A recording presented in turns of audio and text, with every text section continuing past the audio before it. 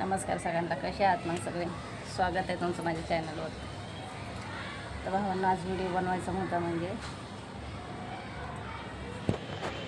एक 8-10 वर्षापूर्वीची गोष्ट. 8-10 वर्ष झालं मालकाची तब्येत ठीक नव्हती. तेव्हा ते कामाला होते, चांगल्या कामाला होते, लय व्यवस्थित चांगल्या कामाला होते ना. अचानक काय म्हणतात ना, नशिबाच्या पुढं माणसाला जाता येत नाही. चांगल्या कामाला होते, काम व्यवस्थित चाललं होतं, सगळं जिथले तिथं व्यवस्थित चाललं होतं. पण अचानक त्यांना दुखणं झालं, तब्येत खराब झाली. तर मग कसं असतं, माणसाकडनं पैसा पाणी असेल ना, परिस्थिती चांगली असेल ना, तरच सगळे आपले असते. पैसा नसेल, परिस्थिती डाऊन असेल ना, तर कोण आपलं नसतं. त्या टायमाला सगळे लांब जातात. आपल्यापाशी असेल तर सगळे आपल्यापाशी येतात, मानापानाने बोलतात, एकदम मानापानाने बोलणार. आणि आपली परिस्थिती नाजूक झाली की जवळून जाणार तर विचारणार नाही, असे रीत आहे लोकांची. तुम्हाला व्हिडिओ आवडतो की नाही ते नाही माहिती मला असं जास्त हे तिकडचं बोलता येत नाही. जे खरं आहे ते बोलत असते, म्हणून तुम्हाला सगळे म्हणतात ना तुमच्या व्हिडिओमध्ये काही तथ्य नसतं म्हणून. जवळून जाणार पण बोलणार नाहीत का, तर परिस्थिती नाजूक आहे. अरे ह्यांना जर बोललं तर हे आपल्याला काय 4 पैसे मागते का, ह्याच्यासाठी. तवा नाती सगळं सावत्र सगळे लांब जातात. शेवट पडतं कोण, एकटं पडतं शेवट. जेव्हा गरज होती ना, तेव्हा कुणी नाही साथ दिला, कुणी जवळ पण येत नव्हतं.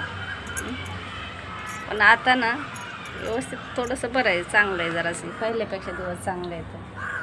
आता सगळे विचारतात कशी आहे, काय चाललं आहे. पण मला ते बिलकुल आवडत नाही. एकदा डोक्यात बसलेली व्यक्ती परत आयुष्यात यायची म्हणलं ना, ते अजिबात आवडत नाही मला.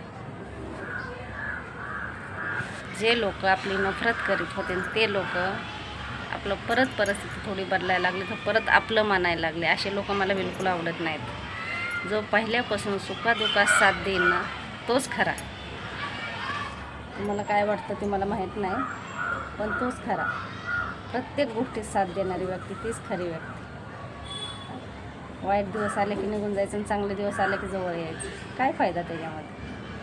असे लोक बिलकुल आवडत नाहीत. पण अशा लोकांना जवळ पण करणार नाही. मी बोलते, मनाच्या वरून बोलते.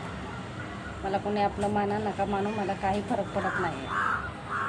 मी माझ्या परपंचात खुश आहे. कोणी बोला नाही बोला,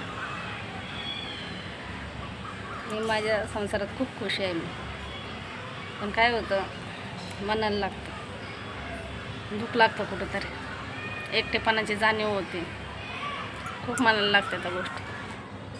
की आपण एवढं सरळ रस्त्याने चालून हे का आडव्या रस्त्याने चालतं. एवढं सगळ्याला आपलं मानून, हे माझे ते माझे, प्रत्येकाला आपलं म्हणलं, प्रत्येकाला साडी चोळी सगळ्याला जिथले तिथं, आणि ते फक्त कामापुरतंच आपल्याला बोलतात. अशी लोक अजिबात आवडत नाहीत मला. म्हणून मी सगळ्यांचा नाद सोडून दिला आहे. अरे आईवडिलांचा नाद सोडून दिला. आईवडिलांच्या दारात जात नाही, ते तुमच्या काय दारात येणार कोणाच्या. जिथं आईवडिलांनी नातं तोडलं तिथं सगळ्यांचं नातं तुटलं असं म्हणायचं. माझ्या नवऱ्याच्या दुखण्यामध्ये कोणी साथ दिली नाही, कोणी विचारलं नाही कशी आहे, काय आहे, कुठून पैसे आणते, काय करते, कसं चाललं आहे तुमचं, हा प्रश्न कोणी विचारला नाही. आता विचारून काय फायदा. मी विसरले नाही, माझ्या ध्यानात आहे सगळं.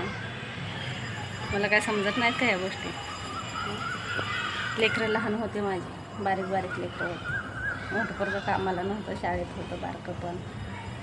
कसे दिवस काढले, कशी परिस्थिती हँडल केली, दुखणं काम सगळं बघून तेव्हा कोणी जवळ येत नव्हतं. आता काय मला तुमची कोणाची अपेक्षा लागणार आहे, बिलकुल नाही अपेक्षा लागत. एकटेपणा जाणवतो, ते एकट्यात बसते, रडते, शांत होते.